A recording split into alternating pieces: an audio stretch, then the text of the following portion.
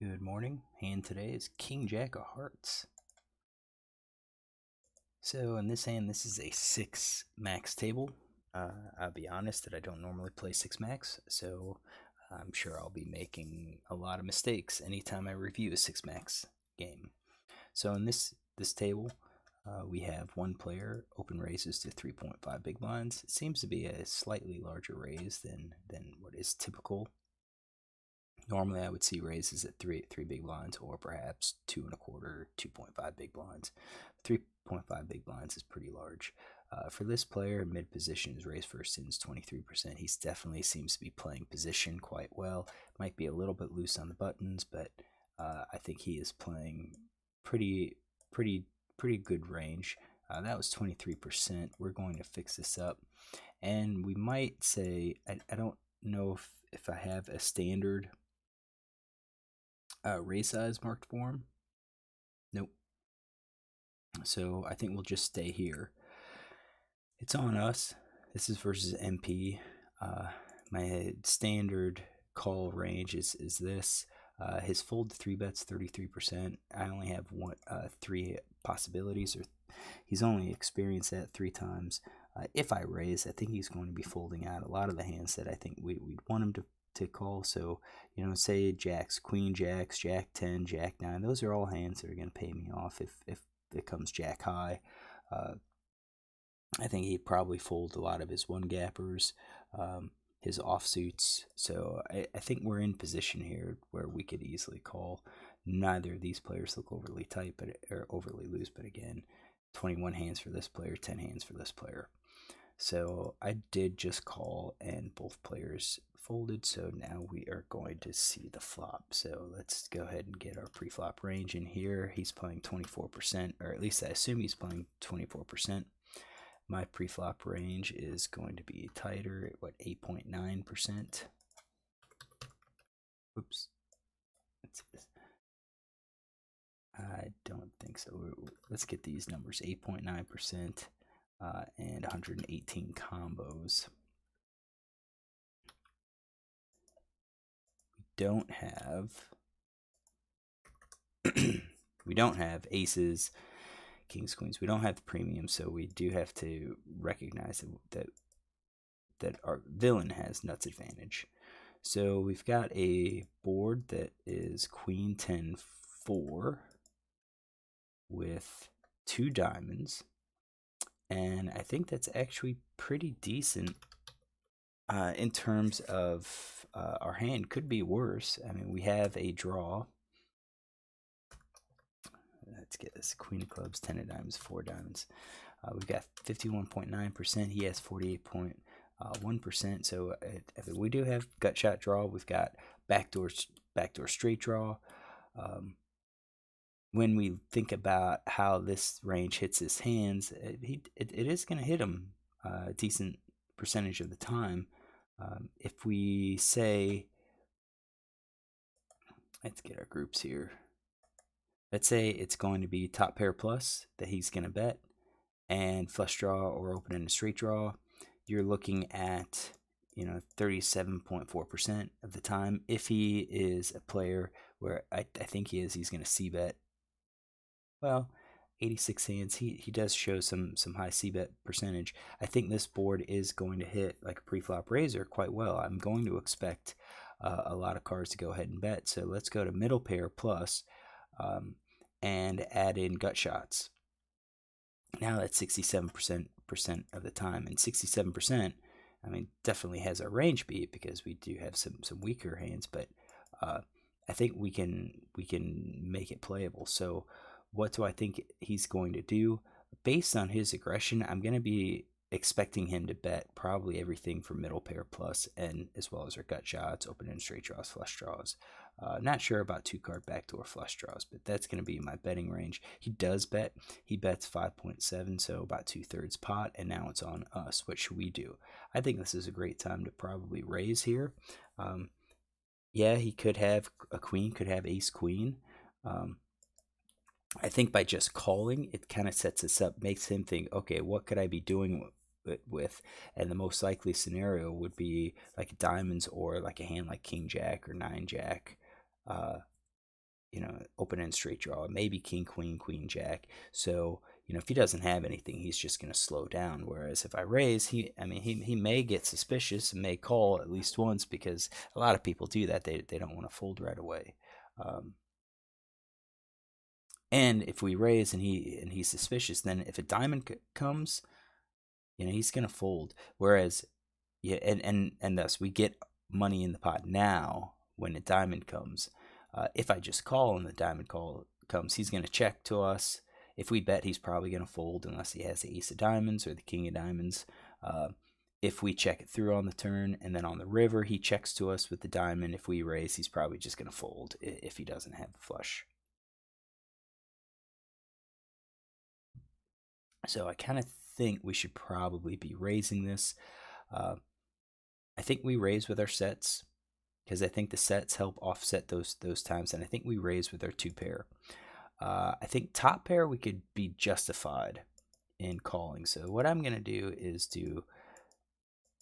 say we're going to 3-bet something like that. Let's get all of those in there. We're going to 3-bet something like this range. So that is 22% of the time we're going to 3-bet. And then I think with the calling, we're going to be calling with a top pair type hand. We're going to be calling with a middle pair, probably these pocket pairs below the second pairs. And then I kind of think we're going to be calling with the gut shots. And maybe probably not all the gut shots. So we'll have to take out like the flush draws. So like I know ace jack is there, and I kind of the gut shots may actually be part of our raising range. And if we do the 2-card backdoor flush draws, oh, that's going to be a lot of hands. That's a lot of hands. I think we're getting a little bit lopsided, but I think we go with those, and then we're going to probably be doing some of the gut shots with the clubs, club draws. So what do? I do raise. I raise about 3 times his bet. I think that's pretty good raise.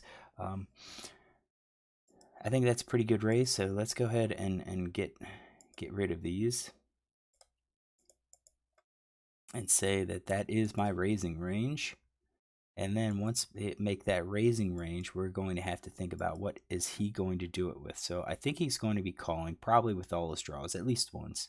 Oops, let's add those in there. He's going to be calling with at least his draws at least once. Middle pair, maybe. Let's see if we have any times where he c-bets and then folds. Fold to raise after a c-bet. This is the first time that he's been exposed to it, so it's kind of an unknown what he'd fold.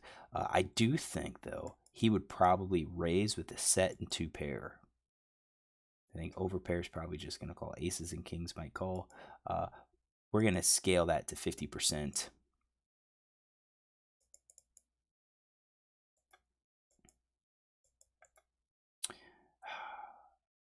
Let's say 50% of the time. 50% people do that. 50% they don't. There we go.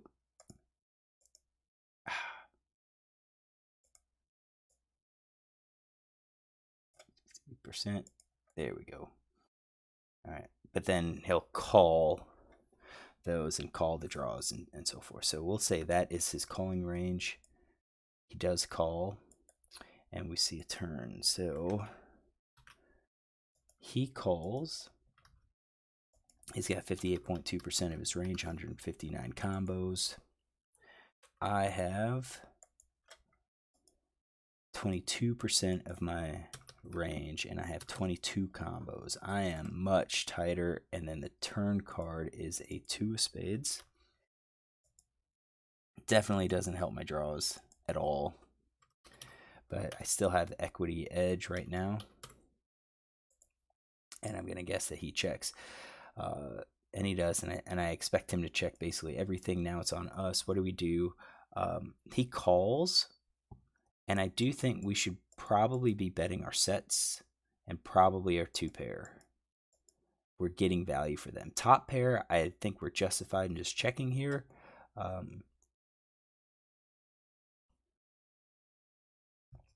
But our top pair is the flush draw.